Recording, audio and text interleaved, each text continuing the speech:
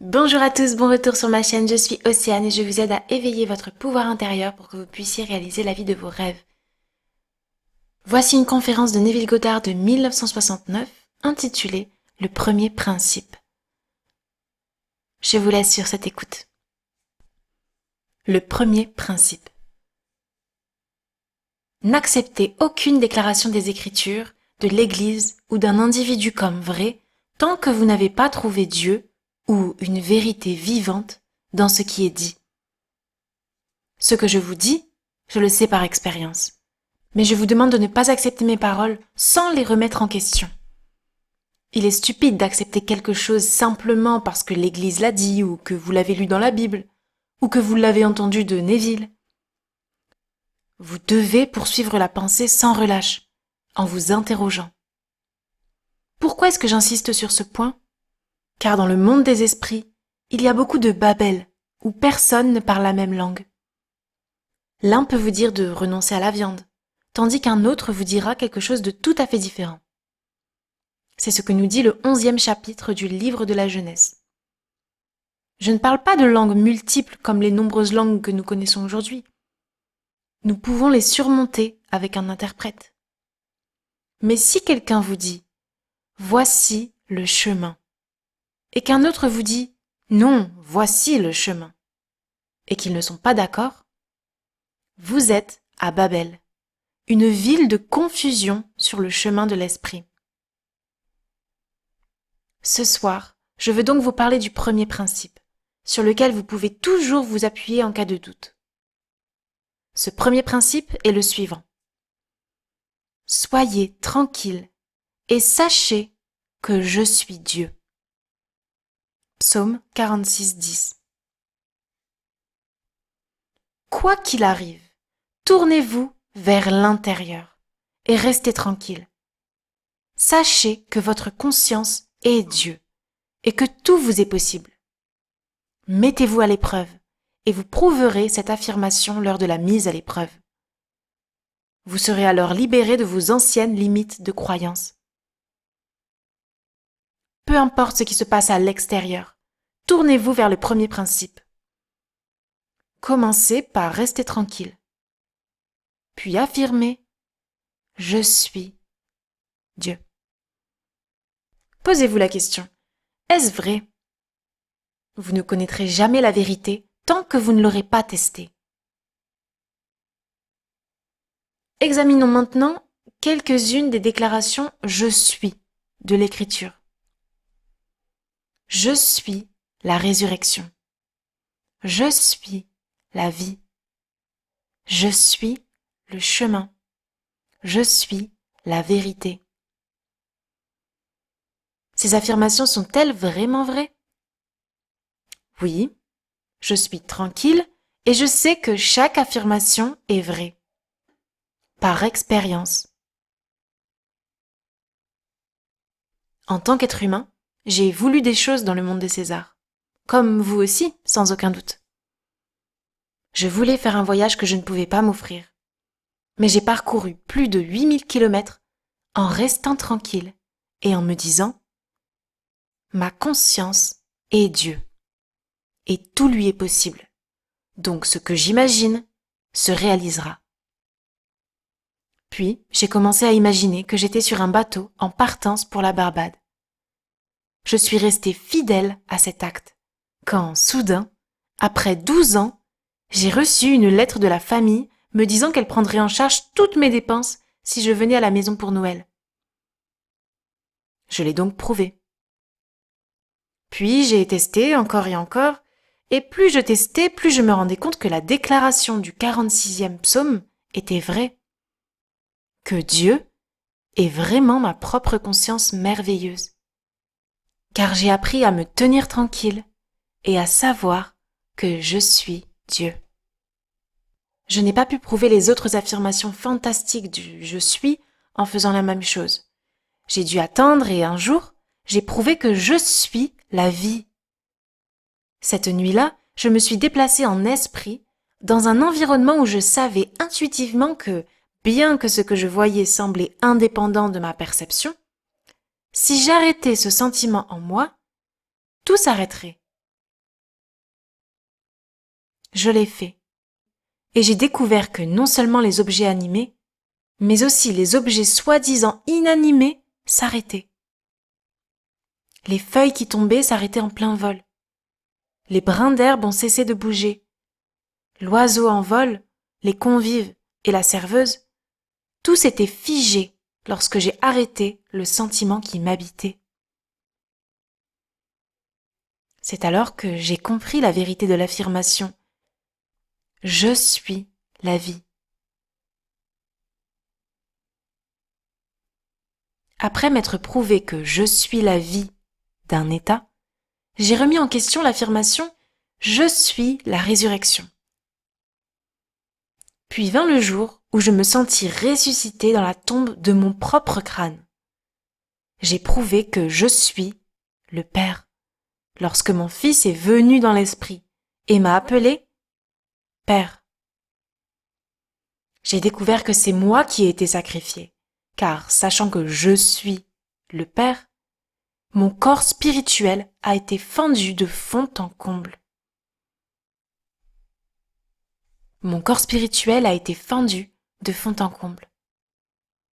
J'ai ensuite découvert que c'est sur moi que l'Esprit Saint est descendu, sous la forme d'une colombe. Je sais maintenant, par expérience, que ces choses sont vraies. C'est pourquoi je parle avec autorité. Mais je dis à tout le monde, que vous l'entendiez de moi, d'une église ou de la Bible, remettez-vous sans cesse en question, jusqu'à ce que vous ayez trouvé la vérité vivante dans ce qui a été dit. Acceptez les paroles, mais revenez ensuite au premier principe, et posez ces questions éternelles au seul qui puisse y répondre. Votre propre et merveilleux « Je suis ».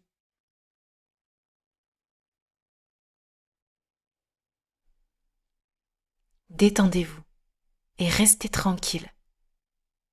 Et interrogez-vous en disant « Es-tu vraiment Dieu ?» Adressez-vous à vous-même comme si vous étiez deux. Si vous êtes Dieu et que vous pouvez faire tout. Si tu es Dieu et que tu peux tout faire, prouve-le-moi en me donnant mon désir pour que je puisse sentir sa présence maintenant.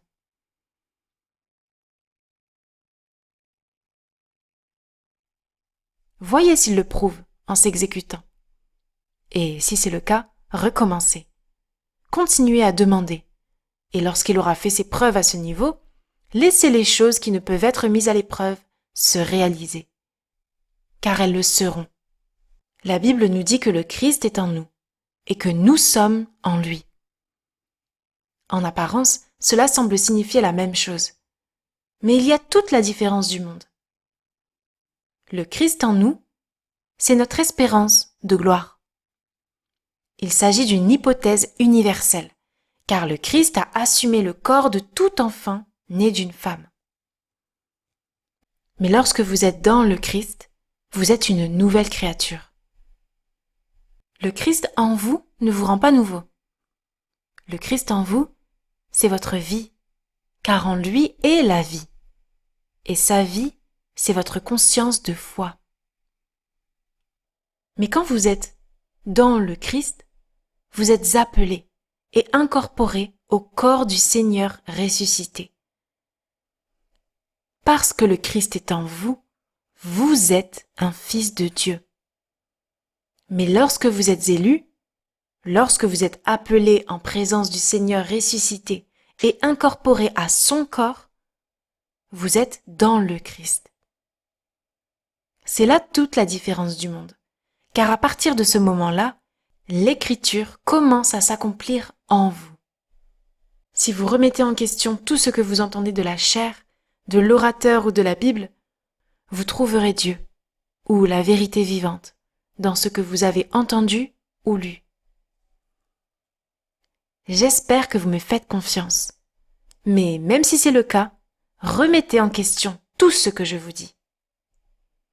Ne m'interrogez pas moi ou un prêtre ou un rabbin, mais tournez-vous vers le premier principe. Restez tranquille et dites-vous « Je suis Dieu ». J'ai entendu cette déclaration ce soir. Est-elle vraie?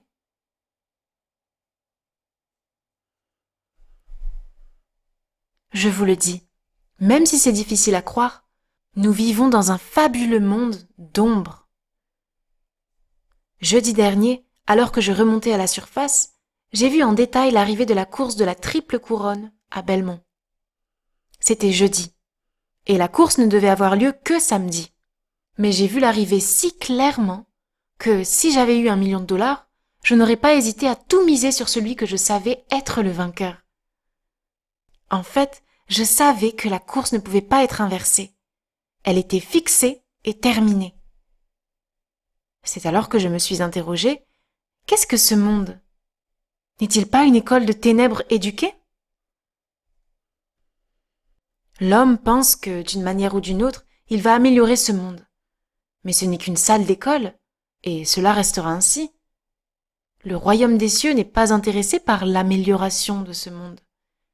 Il est seulement intéressé par le fait de sortir les gens de ce monde, en les attirant en lui. Lui qui est un monde entièrement différent. Mais nous pouvons changer les événements dans cette salle d'école, par l'acte de révision. Je n'avais aucune envie de réviser cette course. J'aurais pu, et ce qui était complètement terminé, en détail, aurait été changé. Dans les Écritures, le mot est repentance, ce qui signifie un changement radical de pensée.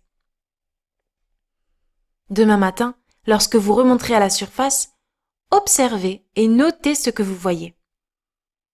Car vous observez ce qui se passera demain ou la semaine prochaine dans ce monde d'ombre. Et si vous n'aimez pas ce que vous voyez, changez-le.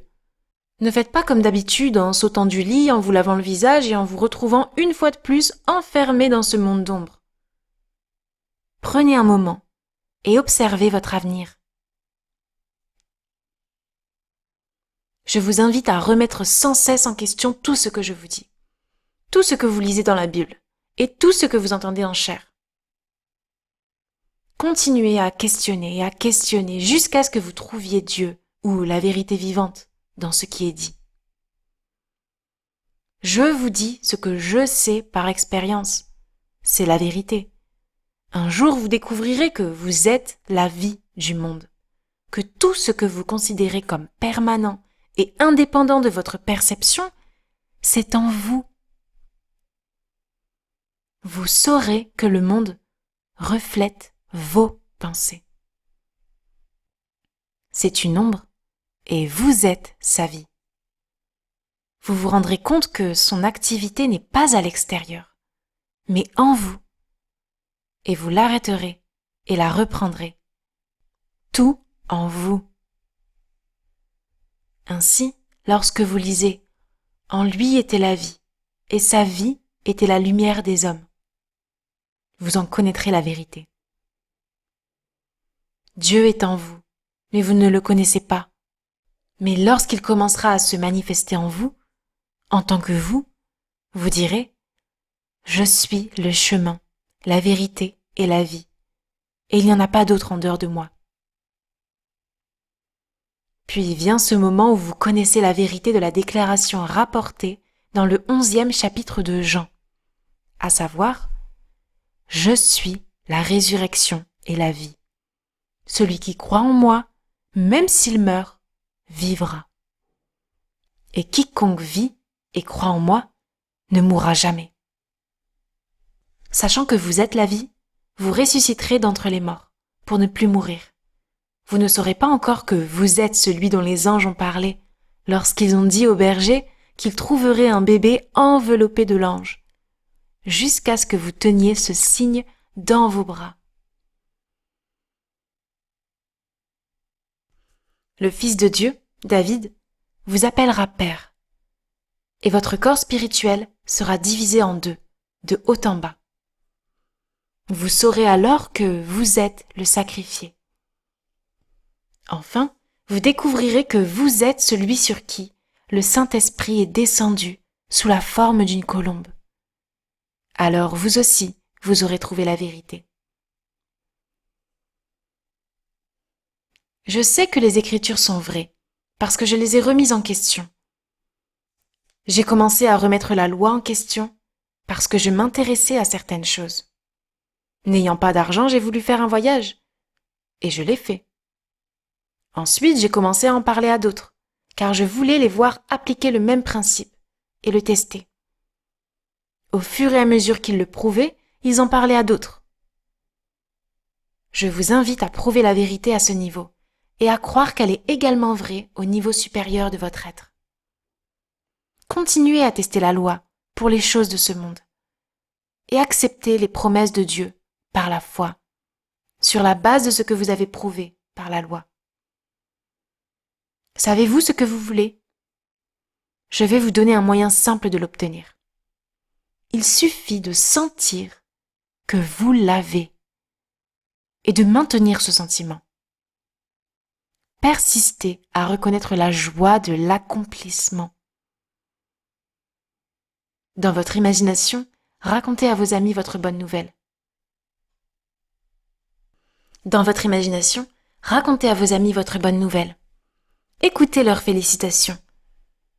Puis permettez à celui qui a entendu vos amis et ressenti votre joie de vivre de l'apporter dans votre monde. Car celui qui peut faire toutes ces choses est en vous, en tant que votre propre et merveilleux « Je suis ». Votre imagination, votre conscience, c'est Dieu. Mettez Dieu à l'épreuve, car il ne vous décevra pas. Puis, lorsqu'il aura fait ses preuves, parlez-en à un ami et continuez à en parler à d'autres au fur et à mesure que vous exercez cette loi. Et marchez en sachant que toutes les autres affirmations du « je suis » sont les vôtres. Prouvez ceci dans le monde des ombres, et vous prouverez l'autre dans le monde de la réalité. Votre « je suis » est la véritable réalité éternelle. En vivant dans un monde d'ombre, lorsque vous déclarez votre « je suis », vous déclarez la vérité éternelle. Lorsque vous dites « je suis la résurrection », c'est la vérité éternelle. « Je suis la vie » est une vérité éternelle, tout comme « je suis le chemin ». Toutes ces certitudes audacieuses, précédées du « je suis », sont des vérités éternelles. N'écoutez donc pas ceux qui, du haut de leur tour de Babel, vous crient qu'il existe une autre voie, car il n'y a pas d'autre voie. Vous n'avez pas besoin de renoncer à la viande ou de ne manger que du poisson le vendredi pour entrer dans la voie, car la voie qui mène à la cause de toute vie est en vous. Car la voie qui mène à la cause de toute vie est en vous. Croyez en votre je suis, car il n'y a pas d'autre Dieu. Dans le 1er Timothée, il nous est dit que le désir de Dieu est que tout homme soit sauvé. Si c'est le désir de Dieu et que Dieu est en chaque homme, alors Dieu se sauve lui-même. Je sais que c'est vrai, car je me suis prouvé à moi-même que je suis Dieu. Je sais que je suis la vie, la résurrection, et Dieu le Père. Mais je ne diffère en rien des autres. J'ai partagé mes expériences avec vous dans l'espoir que vous mettrez mes paroles à l'épreuve et que vous les prouverez dans l'épreuve. Remettez-vous sans cesse en question. N'allez pas demander à un prêtre si je dis la vérité, car il est Babel, hurlant sa croyance, tout comme le rabbin.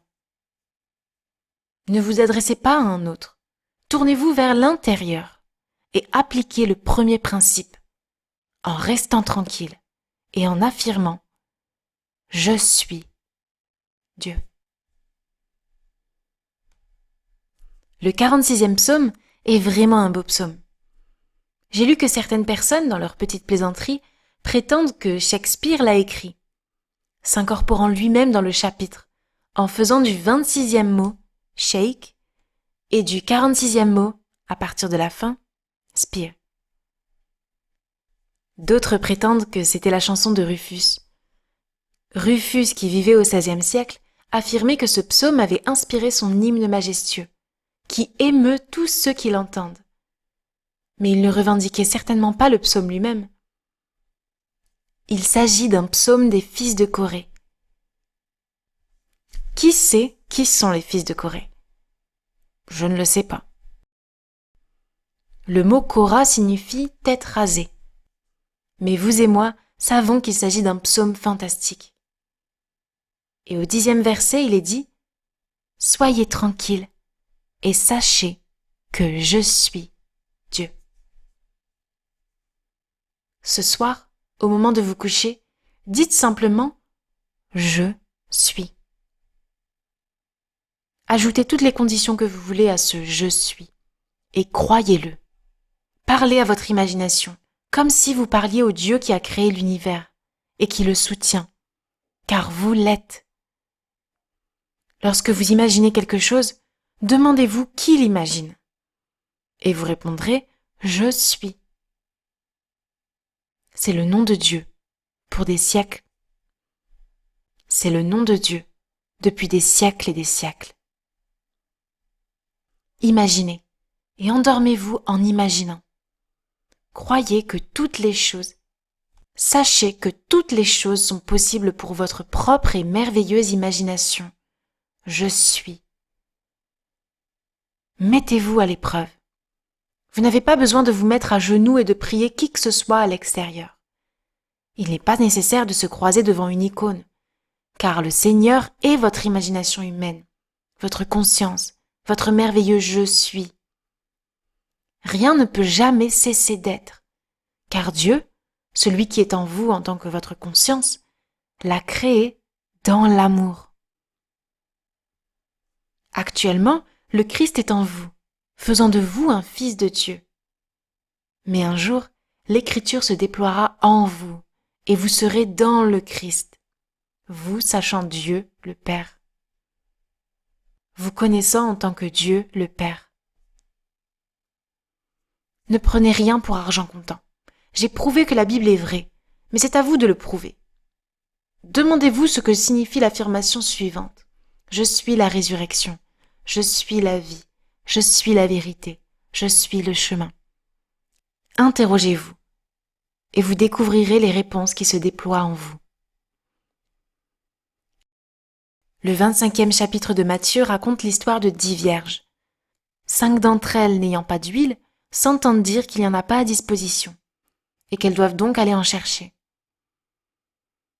Demandez-vous pourquoi elles n'ont pas donné à celles qui n'avaient rien, et il vous sera révélé qu'avant la venue de l'époux, qui est le Seigneur, vous pensiez qu'il y avait une limite à ce que vous pouviez donner. Mais lorsque vous êtes en union avec le véritable époux, qui est tout amour, vous ne connaissez pas de limite, car tout vous est possible. Dans son livre, Marc parle de la génération de l'adultère. Savez-vous ce qu'est une femme adultère? Celle qui se détourne de la vérité, car en se détournant de la vérité, on se détourne du Seigneur. Celui qui a entendu la vérité et qui cherche encore une cause extérieure, au lieu de s'en remettre à ses pensées intérieures, a commis l'adultère. Il s'est détourné de son époux, dont le nom est « Je suis ». C'est aussi simple que ça. Si vous avez regardé la course hier soir, vous avez entendu tous ces sages parler de ce qui aurait dû se passer. Et pourtant, la course a été parfaite. Personne sur le terrain n'aurait pu faire autre chose que ce qu'il a fait. J'aurais pu leur dire, mais qui écouterait quelqu'un qui ne sait même pas monter à cheval? Et encore moins en entraîner un. Ayant vu la course avant qu'elle ne se déroule, je ne pouvais pas m'enthousiasmer lorsque je la regardais à la télévision, car je savais exactement qui allait gagner. J'ai alors réalisé que si tout le monde connaissait la fin, il n'y aurait pas d'excitation, il n'y aurait pas d'enthousiasme. Nous vivons dans un monde merveilleux, en pensant que nous allons changer les choses, mais rien ne change à l'extérieur. elles ne peuvent être changées que de l'intérieur. Je n'avais aucun désir de changer la course. Je l'ai donc vue telle qu'elle devait être, à moins que quelqu'un qui connaît la loi ne l'ait changée de l'intérieur.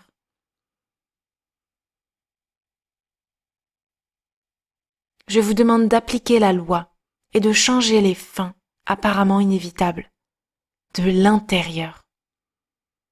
Je vous dis la vérité sur la base de mes propres expériences. Votre je suis est Dieu, celui qui est la résurrection en vous. Il est la vie de votre corps physique, la vie de l'oiseau dans l'air et de la feuille sur l'arbre. Un jour, vous sentirez une vibration en vous et vous saurez que si vous l'arrêtez, tout ce que vous percevez mourra, mais ne disparaîtra pas. Il ne se décomposera pas, mais restera figé dans le temps et l'espace pour toujours, car il n'a pas de vie. C'est vous, la vie elle-même, qui l'animez. Ensuite, vous relâcherez cette vibration et tout s'animera à nouveau. Au 4e chapitre du livre de Luc, nous lisons la déclaration du 61e chapitre d'Isaïe.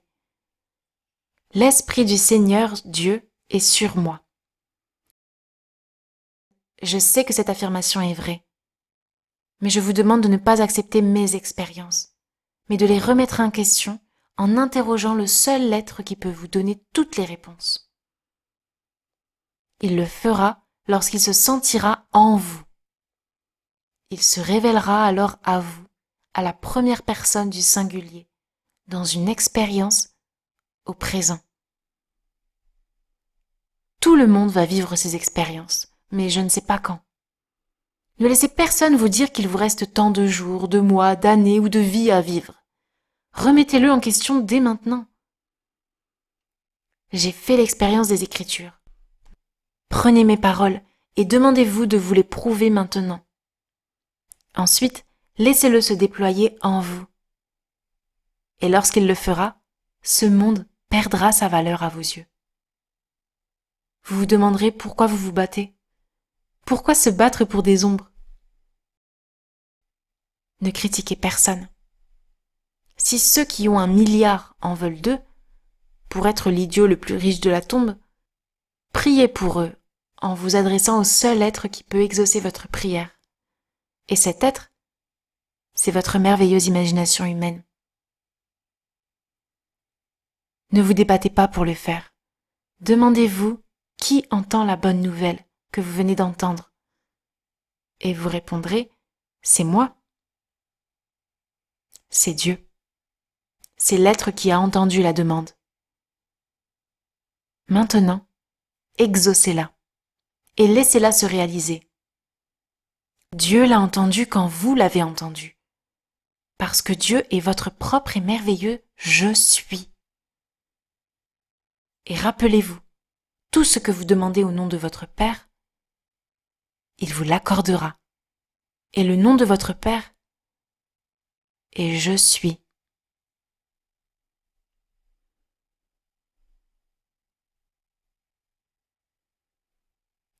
Entrons maintenant dans le silence.